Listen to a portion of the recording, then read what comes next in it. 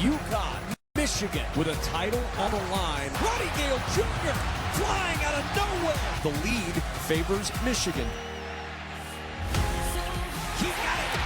Oh, the three. Michigan starting to take control a little bit.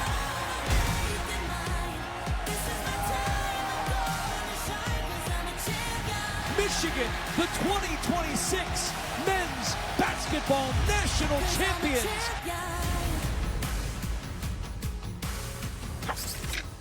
The Michigan Wolverines are kings of the college basketball world after defeating UConn 69-63 last night. The title was the first for Michigan's program since 1989 and the first for the Big Ten Conference as a whole since 2000.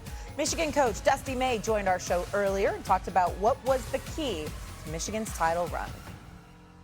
The different guys stepped up every single night. It wasn't as if, and you saw us the Duke game, and we were in position to win. Credit to them for getting it done. But in that game, Elliot Cadeau didn't have his best performance, and since then he's been amazing. But literally every game, I think we had 8 or 9 different leading scorers this year in different games. So it'd be tough to scout us because they're so well balanced. And credit to our guys, when someone got it going, everyone else just fed them, and they weren't concerned with stats or anything else. Just tried to figure out a way to win that game. Jay Will now joins us from Indianapolis, where he has spent his entire weekend because of the Final Four. Good morning, Jay. How are you? When we think about Michigan basketball, obviously. Good morning, Shay. I'm glad I wore my turtleneck yesterday, Stephen. It was a little chilly out here yesterday. Yeah. I saw you were struggling a little bit, but it's all right. It's all right. You're all right now. Now. He's back in it now. All right, so when we think about Michigan basketball, obviously the Fab Five comes to mind, but they were never able to win a championship. Now Michigan has won a championship for the first time since 1989. Was this Michigan's best college basketball team ever? You know, it's hard for me on the day that Michigan won the national championship to, diminish this team and what they've accomplished, right? 37-3 in the regular season, 19-1 in their conference. I mean, just sheer dominance. Their margin of victory has been dominant. So I think we're talking about one of the most dominant seasons. And, but we're also talking about a team that has had 5 transfers as starters. And this is a real thing, Stephen A., happening in college basketball and college football. Fan bases are always going to take the win, always going to take the title and say, yeah, we won the title. But it feels somewhat different. It does feel different. A lot of these guys came from different places, and that doesn't diminish Dusty's ability to get them all to mesh and to have chemistry. That is hard as hell to do in one single season. And it takes a lot of luck, and it takes a lot of the right coaching and schematics and tactical strategies in order to get that done. But to me, the gold standard of Michigan basketball is 1989. I mean, Bill Frieder was literally, he left. He left to go to Arizona right before the tournament. Steve Fisher becomes interim head coach at that time. They're a 3 seed, guys. And Glenn Rice, big dog Glenn Robb, goes on one of the biggest runs we've seen in tournament history. He averaged 31 points.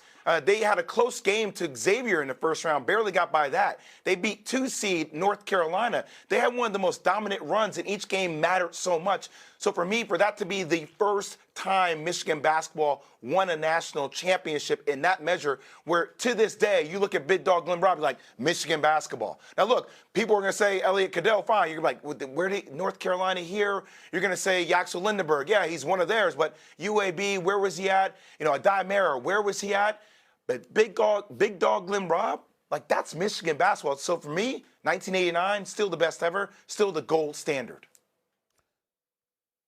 I don't think you're wrong, but let's simplify it a little bit. Let's lean on our boy Jalen Rose, member of the Fab Five. All right? Beautiful seeing them in attendance together at the Final Four. We know what culture changes they were, what they mean, what they'll always mean to college basketball, to the culture. But here's the deal. Lindenberg comes out, and during the Sweet 16 or whatever, he stirred the debate by saying his team might be the best in program history. Jalen Rose gets quoted. What does Jalen Rose say? Okay, you want to have that conversation? Go cut down the nets. If they go and win it all, of course, it's time to have that conversation. 89 versus this team. By the way, I miss my man Jalen Rose being here. I hope to see you soon, my brother, especially with the Pistons, but I'm still rooting for my Knicks to beat y'all. But that's a different story for another day. Here's what I got to say about this. Jalen Rose had a point. He challenged Michigan to go and cut down those nets. But up until last night, it was Jalen Rose that was reminding everybody. He wasn't saying the Fab Five was the standard because they didn't deliver the national championship. He was saying the 89 team, Jay, was the team. And who is that team? Let's remind everybody about who was on that damn team because we need to make sure that we're clear. Glenn Rice, Ramil Robinson, Lloyd Voigt, Terry Mills, Sean Higgins. Rice, Voigt, and Mills had lengthy careers in the NBA. Glenn Rice was a sniper now. We talk about shooters today. Of course, Steph Curry and them changed the way. Did you see Glenn Rice play? That brother was special now. And this was not a scrub. You know, big dog, like you said, Big Dog Robinson was big time. No doubt about it. This brother was sensational. But it takes a Glenn Rice to sort of offset what a big dog Glenn Robinson was giving to you back in those days, okay? Because Glenn Rice was that kind of dude. Yep. So when you look at it, yes, we just heard the coach. Leonard Borg was hurt, and we get that part. He was a big-time player, and he really skilled, knows the game of basketball, et cetera, et cetera. He was not Glenn Rice, okay? You look at Cadeau and these cats. They can play. You got it. But when you looked at Higgins and Mills and Voigt and those boys, and Ramil Robinson was no joke either. I'm just saying that 89 team was something to behold. So, again, Michigan, second national title in program history, no doubt about it. They deserve all the credit. Nobody will ever be more popular than the Fab Five at Michigan. I don't give a damn who it is. Ain't nobody, they ain't achieving that kind of popularity, all right? But when you look, and then we got to take into account the careers, the Jalen Rose, the Chris Webbers, the Juwan Howards of the world, and what they brought to the table with their NBA careers. But the 89 team is still going to come across as the standard. Because when you look at this championship team compared to that championship team, you give them a lot of love and credit for the season that they had together. But it wasn't just the season and the run that Michigan had in 89. It was some of those players led by Glenn Rice. And that's why I would give the 89 team the slight edge. It's a slight edge, but it's an edge. Yeah. And Stephen, so it's fair to say we both agree here on that, on the 89 team. I haven't had a lot of coffee yet this morning, kind of combined names there, Ramil Robinson and Glenn Rice, and put them together. It's fine. All I'm saying is Glenn Rice had one of the most dominant runs we've seen in the history of the tournament. One of the most dominant runs. So for me, look, Elliot Cadeau doesn't take anything away from that team. They had an exceptional season. We're talking about comparing one of two teams. And just like you, to me, the gold standard is still 1989. Steve Fisher, interim head coach, Glenn Rice, one of the most incredible runs we've seen in tournament history. So when you look at Michigan, this squad, right? It was 5 transfers that started. That has been pointed out. And when we talk about the transfer portal, the Wild Wild West has come up in terms of what has happened now in college basketball. However, ratings are up, and you could argue in the tournament you are getting a very good brand of basketball because you have these higher seeds winning, etc. Where is men's college basketball right now? Is it in a good place? Jay, what do you think? I think college basketball is in the best of all places right now. I mean, just look at the talent. First off, let's just always keep it a buck, okay? Like, we talk about the NBA. We talk about the NFL. Look at some of the names we've talked about this year that have cut through the chatter, Stephen A. We've talked about Darren Peterson being the first pick in the draft, some of the challenges he's had playing the game. We've talked about Cameron Boozer, the son of Carlos Boozer. We've talked about A.J. DeBonsa, and we've connected that with the Utah Jazz and the fact that he went to prep school in Utah, the fact that he's going to BYU. Is he going to get drafted by the Jazz? We're talking about Darius Acuff, comparing him to, I heard you say, AI. I've been comparing him to Stephon Marbury. We're talking about Keaton Wagler, who was a baller. We're talking about name after name after name that is going to impact the NBA draft. We're talking about John Calipari. We're talking about Dusty May. We're talking about Dan Hurley constantly on our biggest platforms.